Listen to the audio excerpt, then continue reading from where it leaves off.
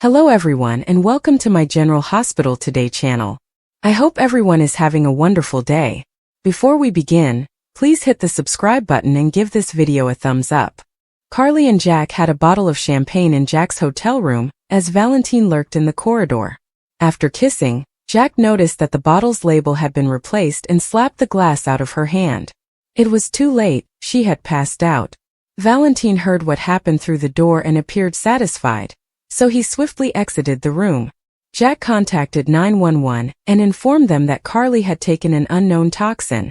Isaiah was the doctor on call when Jack took Carly to General Hospital. Jack then requested that the WSB send agents to examine the poison.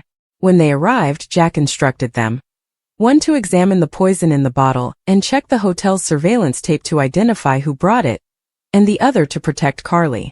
Jack used his WSB position to control the situation and refused to allow the staff to contact Sunny or anyone on Carly's behalf, because he claimed it was a matter of national security. Isaiah informed Willow that they needed to find out what poison Carly consumed straight away. Anna showed in, and Jack told her what had transpired. Soon after, his spies called him and informed him that Carly had been poisoned with polonium. At Sunny's, Jason explained that Valentine was the one who texted Rocco, so he could send Charlotte home. He went on to explain how he and Anna battled off the WSB kill squad in order to protect Valentine and Charlotte. Sunny was relieved that Charlotte had returned home so the entire family could begin to mend. Sunny then claimed that Brick didn't know who could have set the explosives in his flat.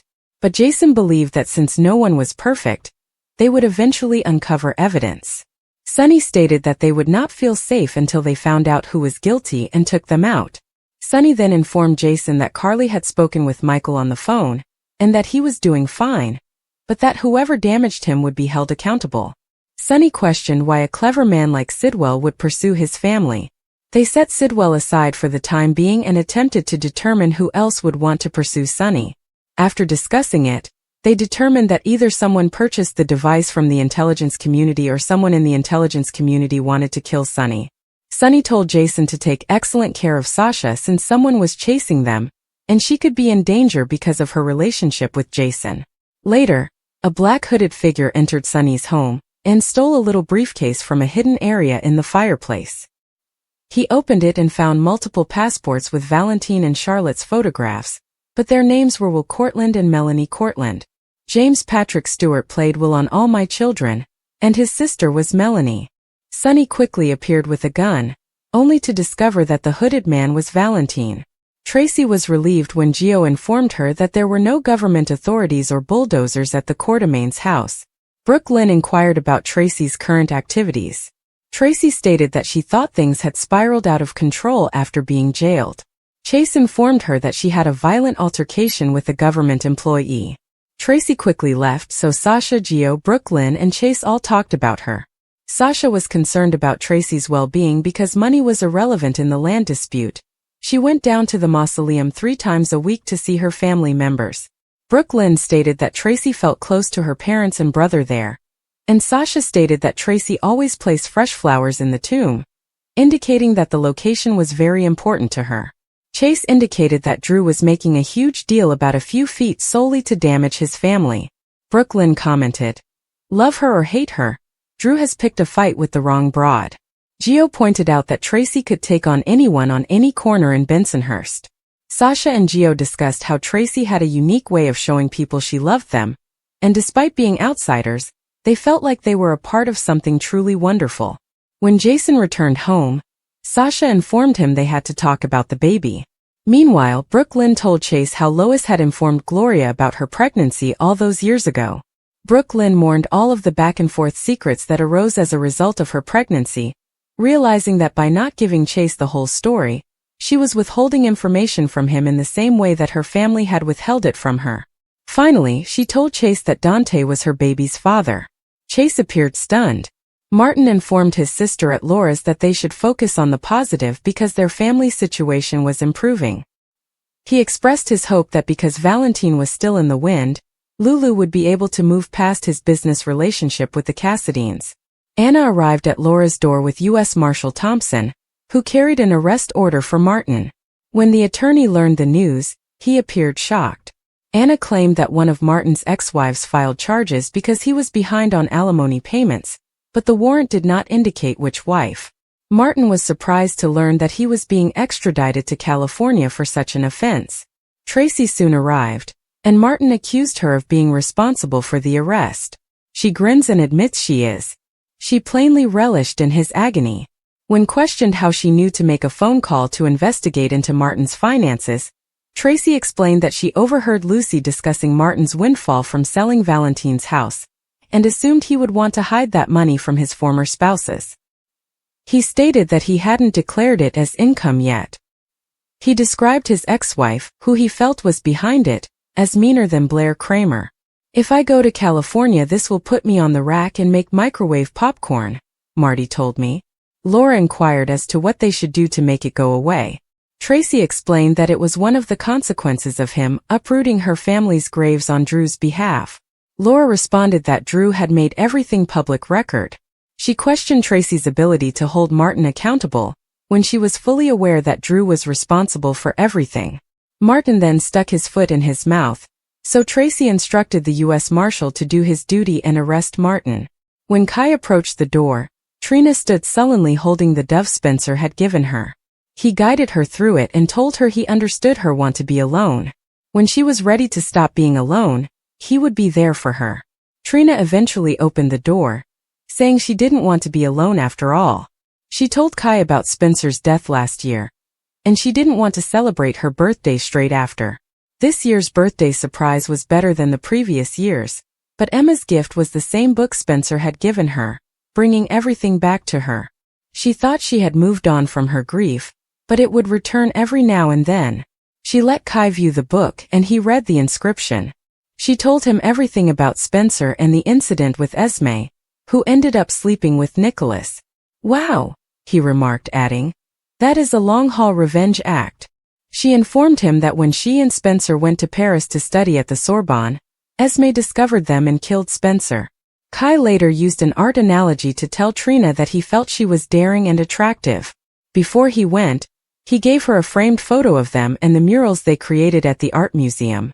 At GH, as soon as Anna learned that Carly had been poisoned with polonium, she called Robin and put her on the phone with Isaiah, claiming that her daughter was the doctor who devised the remedy. Robin instructed Isaiah on how to keep Carly stable while the WSB produced the antidote. Willow wanted to contact Carly's family, but Isaiah cautioned her that she may face arrest if she disobeyed Jack's demands. Later, Carly almost died of heart arrest. Fortunately, an agent delivered Jack the antidote, which he administered to Isaiah to save Carly's life. After it was administered, Jack sat at her bedside. He received a call from Sunny but declined it. Jack told the unconscious Carly something that no one else knew about him. He had a heart which belonged to Carly. Sunny held a gun to Valentine at both his new and old homes, who said he was only trying to reclaim something he had accidentally left there. Sunny said that whatever it was now his because he owned the house. Moreover, Valentine was a trespassing fugitive. Sunny questioned Valentine about why he had messed with his meds. Valentine stated that he was on Jack's orders, that Jack wanted the WSB and pikemen to rule Port Charles. Jack wanted Sunny out of the way and pressed Valentine to do so. Jack claimed that changing Sunny's medications was the most effective approach to neutralize him, and was a regular WSB practice. Valentine claimed he never had a personal beef with Sunny, and that it was an order he couldn't ignore, implying that Jack threatened Charlotte. Valentine stated that it was merely business, and Sunny should understand. Sunny claimed he did but didn't care. Sunny told Valentine he should have murdered him long ago. When Valentine mentioned that Sunny was a danger to his family, the Mafia Don explained that it was due to the medication issue. Valentine reiterated his profound apologies. Sunny stated that Diane would readily defend him in self-defense if he shot an intruder. Valentine then attempted to bargain with Sunny, offering him information about the fire in his penthouse. Valentine stated that the incendiary device used in Sunny's apartment was only available to governments. Valentine then informed him that the device was made exclusively for the WSB. Sunny inquired whether the WSB was attempting to kill him, to which Valentine replied, "Possibly, but not necessarily." He stated that when he was in command of pikemen, A shipment of those devices went missing, and he was in the middle of tracking it down when the FBI arrived for them. Valentine revealed the hitman's name was Salisky, and stated that he would continue to attempt to kill Sonny, who then let him go. Jocelyn informed Vaughn at WSB training that she was researching Easter Island, so she would have something to talk about when she returned home. She was grateful that an agent had carried her phone to the actual Easter Island so she could send images home. Vaughn told Joss that the most difficult aspect of being an agent is psychological rather than physical. He stated that she needed to become accustomed to making good stories, because no one would ever know what she was doing. Vaughn told Joss that WSB would provide her with whatever she needed for her cover stories, such as receipts and plane tickets. He also advised her that she had to accept that nothing in her life would be true anymore. She claimed that her relatives and friends would recognize her, but he retorted that they wouldn't know her anymore. He went on to say that by keeping cover stories, she would find herself lonely, and she would quickly understand that it is simpler to let people go than to keep track of a pretend life. She inquired as to whether this was how he trained individuals like her. Vaughn warned Jocelyn that if she did not toughen up, she would not live. She knew she'd have to lie to everyone, and even if she missed critical occasions in their lives, she'd know she was keeping them safe. Vaughn advised her that training never stops, even in the field, and she said to go for it. Chase was astounded to find that Dante was the father of Brooke Lynn's kid. He was hurt since they would never be able to have children together. Chase stated that discovering Dante was her baby's father changed everything. She reminded him that she and Dante had grown up together. They were a little crazy as teenagers, so they were separated into camps for boys and girls. She claimed she wasn't a good counselor in training and was homesick. Dante would go over to the girls' camp after lights out and converse with them, giving her a sense of belonging. They kissed one night and it all started with that. Chase paused, imagining what came next. She then indicated that Cody would cover for them, allowing them to spend time together. She also told Cody that she needed him to transport her to the bus station after finding out she was pregnant. Brooke Lynn stated that she knew from the start that she would not be able to parent the baby, since it would have been a child raising another child. Chase admitted that she made a difficult decision, but it was the best option for the baby. Brooke Lynn stated that she did not want to be like Olivia, who had Dante as a teenager and reared him herself. Chase stated that all he wanted was for them to have a child, and she now has one with Dante. He asked if she loved Dante. She revealed that as a teen, she had no idea what love was. She didn't even love him when Carly asked her to break up him and Lulu. She only wanted the money, and if he did love her back, she could put it in Lulu's face. She had compartmentalized the entire thing in her mind and claimed it never occurred. However, she believed that Dante deserved better than Lulu. Chase replied that nobody can pick who Dante cares about. Brooke Lynn stated that whatever she had for Dante was a long time ago, and did not compare to her feelings for Chase. Chase felt Dante should know he had a son, but Brooke Lynn felt it would be unfair to disrupt her kid's life by locating him.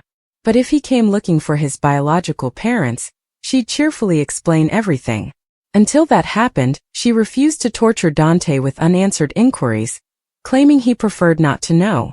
She then requested that Chase preserve the secret and not tell Dante anything. Sasha informed Jason that she had gone to a checkup and that the baby was fine, but Michael was not. Sasha claimed Willow had lost her mind and believed she was a good mother for moving in with Drew when Michael was still suffering from life-threatening burns. Jason concurred, saying Drew really did a number on Willow. Sasha threatened that if Willow found out about Sasha and Michael's baby, she would permanently remove their children from Michael's life. Jason informed her that they would continue to pretend he was the father, so Willow couldn't do that. He asked whether she'd accept his assistance, and she consented because of Willow. She then asked if he would be good with not telling Carly that the baby was her granddaughter, to which he said that he regretted it but would maintain the secret. Sasha was grateful that Michael decided to let her raise the kid alone, but she stated she wished he had been present for the scan, so they could have heard the baby's heartbeat together. She gave Jason the ultrasound image and asked if there was any way to get Michael a copy of it without anyone knowing. He said he'd arrange it. Poison Carly fights for her life. Introduction. Carly's world had been turned upside down in an instant. One moment she was laughing with friends and the next she was collapsing to the ground, her body racked with pain. Poison, someone had poisoned her. Now, as her vision blurred and her limbs grew weak, she had only one thought: survive.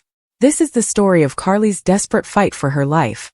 A battle against an unseen enemy, a race against time, and a test of her will to live. Chapter 1: The first symptoms. It started with a headache. Carly brushed it off, assuming it was just stress or dehydration. But then came the nausea, the dizziness, the sudden weakness in her legs. She barely made it to the bathroom before collapsing, her body convulsing. Her roommate, Jenna, found her minutes later, pale and sweating, her breath shallow. "Carly, what's wrong?" Jenna's voice was frantic. I don't know," Carly gasped. "Something's not right." Jenna called 911, but as they waited for the ambulance, Carly's condition worsened. Her pulse was erratic, her skin clammy. She tried to speak, but her words slurred. Poison. The word echoed in her mind. But who would do this? And why? Chapter 2. The hospital: a race against time. The emergency room was a blur of shouting doctors and beeping machines. Nurses hooked Carly up to IVs, pumped her stomach, and administered antidotes, but her vital signs remained unstable. "We need to identify the toxin," the lead doctor said. "Otherwise, we're fighting blind." Jenna searched Carly's apartment for clues. Had she eaten something contaminated? Was it intentional? Then she found it, a half-empty water bottle with a strange, bitter smell. She rushed it to the lab. Meanwhile, Carly drifted in and out of consciousness. Visions of her past flickered, her ex-boyfriend's angry words, a coworker's jealous glare. Had one of them done this? Chapter 3: The suspects. As Carly fought for her life, detectives began investigating. Mark, the ex-boyfriend, their breakup had been messy. He had threatened her before. Lena, the coworker. She had been passed over for a promotion Carly received. Dr. Reeves, a seemingly kind mentor, but Carly had recently discovered his shady medical experiments. Each had motive. But who had the means? Chapter 4. The fight to survive. Back in the hospital, Carly's organs began to fail. The poison was attacking her nervous system. Doctors prepared for the worst.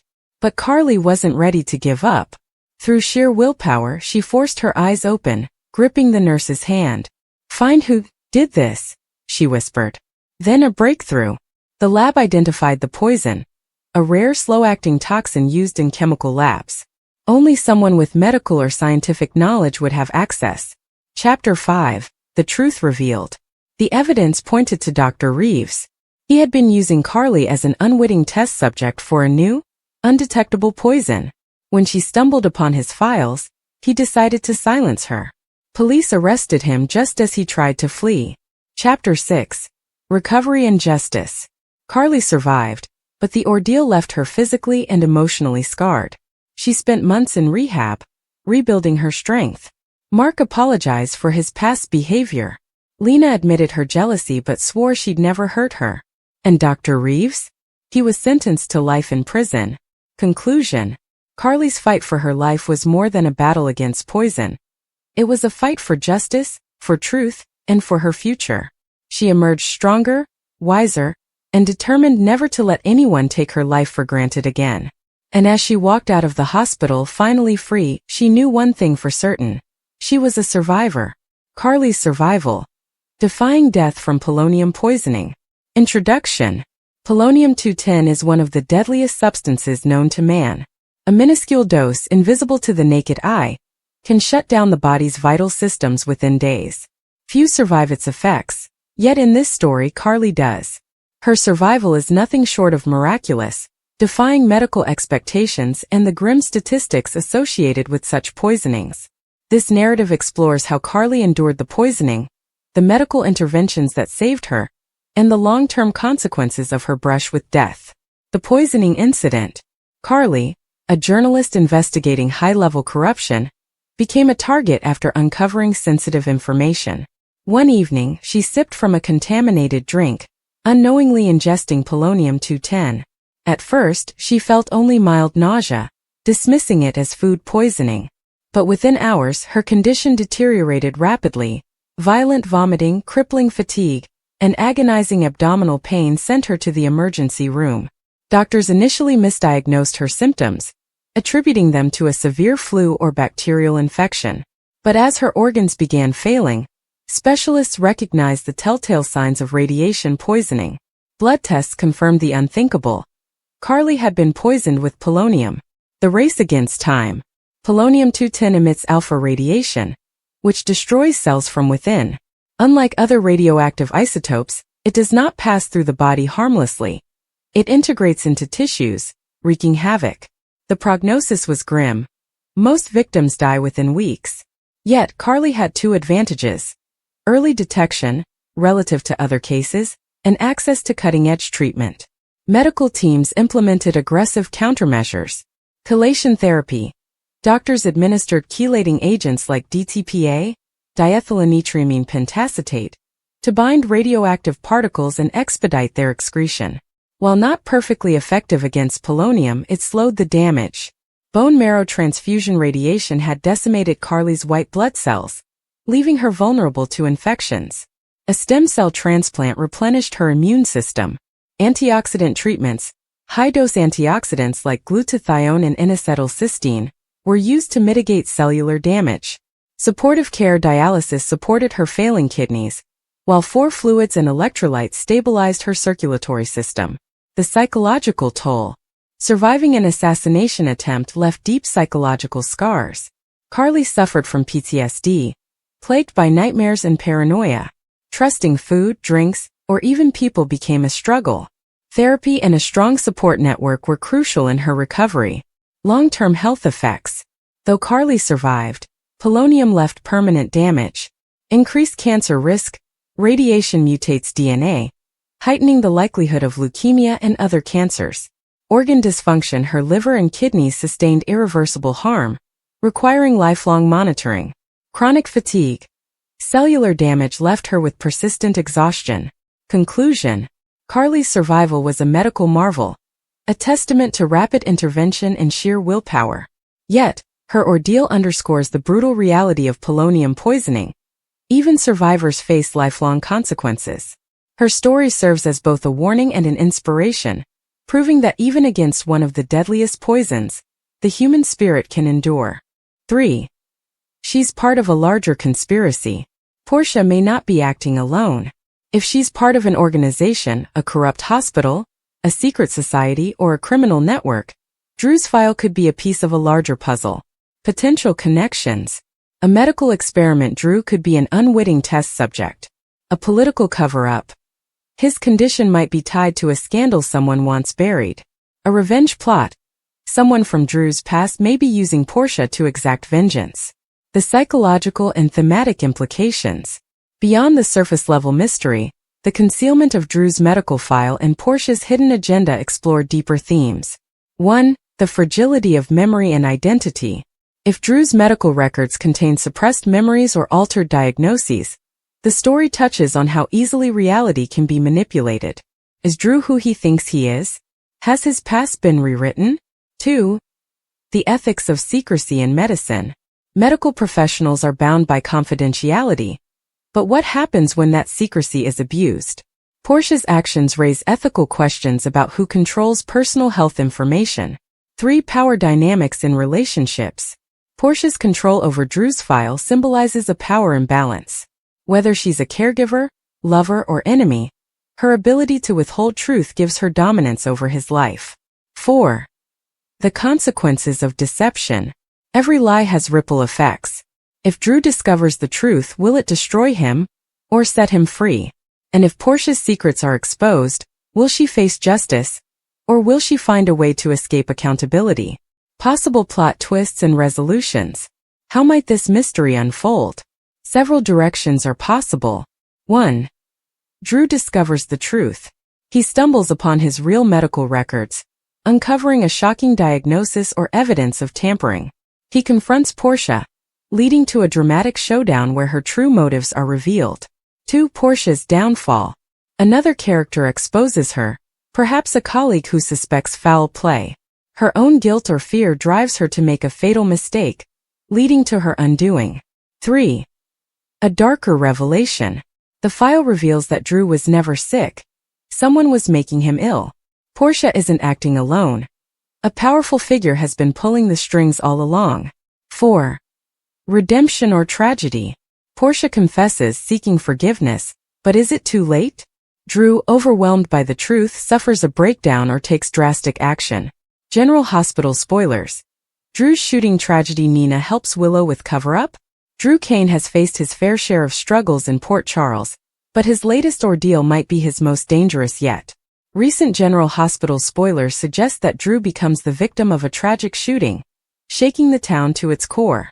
As the mystery behind the incident unfolds, Nina Reeves finds herself entangled in a shocking cover-up, one that involves none other than her estranged daughter, Willow Tate. Could Nina and Willow find themselves forced to work together to conceal the truth about what really happened to Drew? Drew's life hangs in the balance. The circumstances surrounding Drew's shooting remain murky, but one thing is certain. He is in critical condition. Whether he was deliberately targeted or caught in the crossfire of someone else's vendetta, the event sends shockwaves through his loved ones. Carly Spencer, already devastated by the loss of Jason Morgan, is beside herself with worry. Having grown close to Drew, she fears she might lose another man she cares deeply about. Sam McCall, Drew's ex and co-parent to their daughter Scout, is another person desperate for answers. She has a complicated history with Drew, but their connection remains strong, and she is determined to uncover who was behind this attack. Meanwhile, Curtis Ashford, who has relied on Drew in recent months, may take matters into his own hands to track down the shooter. Nina's role in the cover-up. At first glance, Nina's involvement in this tragedy seems unlikely. After all, she and Drew haven't exactly been allies, particularly after she played a part in sabotaging Carly and Drew's business dealings. However, circumstances may push Nina into a precarious position, one that forces her to choose between her own well-being and her daughter's. If Nina stumbles upon incriminating evidence related to the shooting, she may be tempted to keep it under wraps, especially if revealing it would harm someone she loves. But what if the person she's protecting is Willow? After months of tension and estrangement, could this crisis finally bring mother and daughter together? Willow's shocking connection to the crime. The biggest question remains: how is Willow connected to Drew's shooting? It's possible that Willow was an unintended witness to the crime, placing her in an impossible situation. If she saw something, or worse, if she inadvertently played a role in what happened, she may feel the need to keep quiet to protect herself or someone she cares about. Could Willow have been at the scene when the shooting occurred? If she witnessed the culprit but refuses to come forward, Nina may step in to help her keep the truth hidden. Nina has made plenty of mistakes, but protecting her daughter could take precedence over everything else. Their fragile relationship has been hanging by a thread ever since the truth about Nina's betrayal was exposed. However, a shared secret, especially one this explosive, could force them into an uneasy alliance. The aftermath and fallout. If Drew survives, the next step is identifying the shooter. Port Charles is no stranger to violent crime, and enemies lurk in every corner. Could this be mob-related, given Drew's past entanglements? Or is there a more personal vendetta at play? If Nina and Willow do cover up crucial details about the case, they run the risk of exposure. Sonny Corinthos, ever the protector, may sense that something isn't right and launch his own investigation. Carly, known for her ability to sniff out deception, could also become suspicious of Nina's behavior. On the other hand, if the truth does come out, Willow could face serious consequences for withholding evidence. Not only would this jeopardize her career as a nurse, but it could also impact her relationship with Michael Corinthos. Michael already struggles with his feelings toward Nina, and if he learns that his wife conspired with her, it could spell disaster for their marriage. Could this crisis mend broken bonds? Interestingly, while this crisis has the potential to destroy relationships, it could also pave the way for reconciliation. If Nina risks everything to protect Willow, it might finally prove her love and devotion to her daughter. Willow has been reluctant to let Nina into her life, but this act of loyalty could change everything. The same could be said for Drew and Carly. If Drew recovers and learns about the lengths Carly went to in order to seek justice, it might strengthen their bond. On the flip side, if Carly discovers that Willow and Nina have been keeping secrets, it could create an entirely new rift. Who really shot Drew? As speculation continues, fans are left wondering who would want Drew dead. Could it be someone from his past seeking revenge? Is this a warning shot tied to Sonny's ongoing battles in the mob world? Or could the shooter be someone completely unexpected, shaking up the general hospital landscape in a major way?